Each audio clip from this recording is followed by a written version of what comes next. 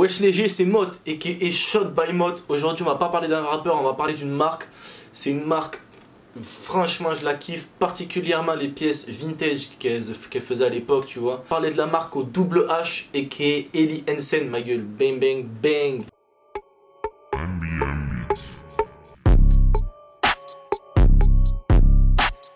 Donc les gars, Eli Hansen c'est quoi? C'est une marque norvégienne qui à la base faisait des textiles pour tout ce qui est le monde de la montagne et tout ce qui est le monde de la marine. Quand je dis marine, je précise, c'est pour tout ce qui est marin, pêcheur, etc. Donc cette marque, elle a été créée en mai 1877, ma gueule, créée par un capitaine d'un bateau, capitaine du navire. Donc ce capitaine c'est Eli Joel Hansen. Et en fait il avait un bateau, tu vois, et il en avait marre de voir ses gars se prendre des vagues dans la gueule et tout. Donc il a décidé de créer une sorte de créer des habits pour protéger ses marins, tu vois. Donc qu'est-ce qu'il a fait, gros? Il a pris du coton, il a pris de l'huile, il a mélangé les deux. Ça a donné des vestes et des pantalons en toile cirée, comme on appelle ça. C'est des vêtements imperméables et très souples, tu vois. Donc ça correspondait parfaitement à son attente. Et donc après avec Sago, tu vois, ils ont commencé à développer le marché, tu vois, ils ont fait un marché en couple, tu vois ce que je veux dire, un truc de dingue. Et gros, en un an, la marque elle a cartonné parce qu'il y avait une qualité de ouf et qu'il y avait au taquet de demande, donc la marque elle a bien marché. Quand je dis qu'elle a bien marché, c'est qu'elle s'est fait une petite place sur le marché de tout ce qui est vêtements pour le monde de professionnel. Donc la marque, tu vois, en 1870, c'était le moment où elle a commencé à monter. Et entre 1870 et les années 1990, bah, la marque elle a créé des nouvelles technologies, elle a fait des nouveaux colorways, elle a fait plein de trucs comme ça. Et à partir des années 90, il se passe un truc. Comment Eli Hansen, donc la marque, devait rentrer dans le milieu du rap.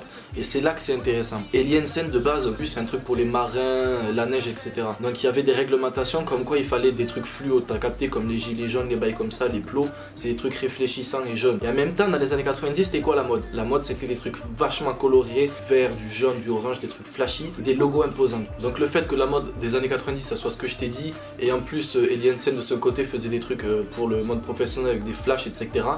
Tu mélanges les deux, ça donne une combinaison parfaite. Et donc dans les années 1994 à 98, la marque elle explose littéralement et elle apparaît dans le milieu du rap, réellement sa mère dans le rap. Et tu vois, je peux pas m'empêcher d'imaginer ce mec qui portait du Eli Hansen avant que la marque elle décolle, tu vois.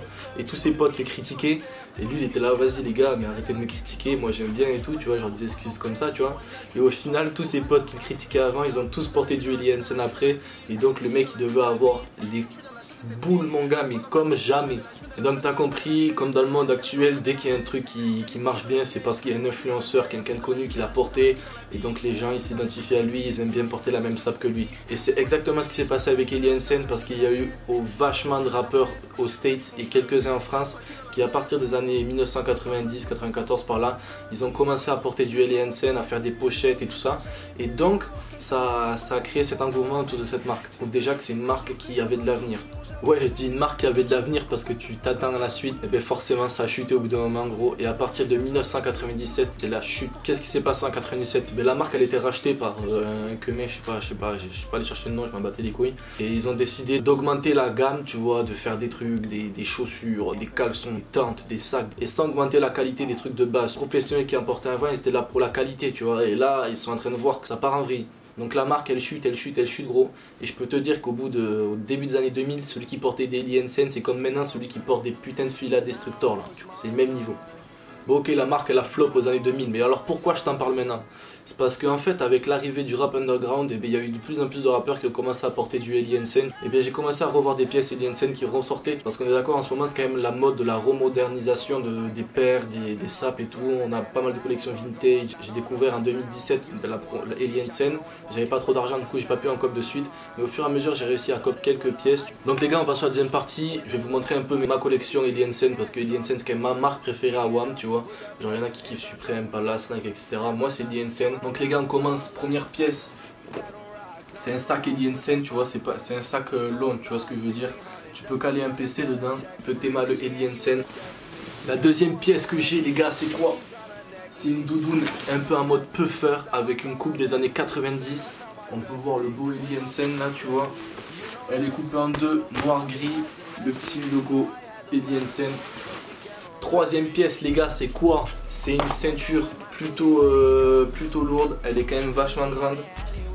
Donc des fois je la cale à la ceinture, des fois je la cale, c'est comme ça un peu en mode comme une banane, tu vois. Quatrième, chiffre préféré, gros quatrième, ben je vous mets mon article préféré. Et donc ils ont fait un jog, tu vois, en nylon. Au niveau des inscriptions, on a quoi?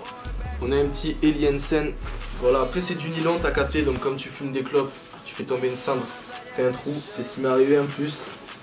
On passe sur la cinquième pièce les gars, c'est un coupe-vent Eliensen orange, tu vois, genre assez brillant, assez... il envoie le patate, tu vois. C'est très lourd. Derrière on a quoi? Derrière on a une petite bande fluo, tu vois, parce que quand t'es marin, faut qu'on te voie. On finit sur la sixième pièce, et la sixième pièce c'est quoi? C'est un colis que j'ai reçu là, que j'ai toujours pas ouvert. Et si j'ai bien fait mes bails, cette veste elle va avec le colis. J'avoue j'ai un peu la haine, c'est pas la même couleur. Donc voilà les gars, belle casquette.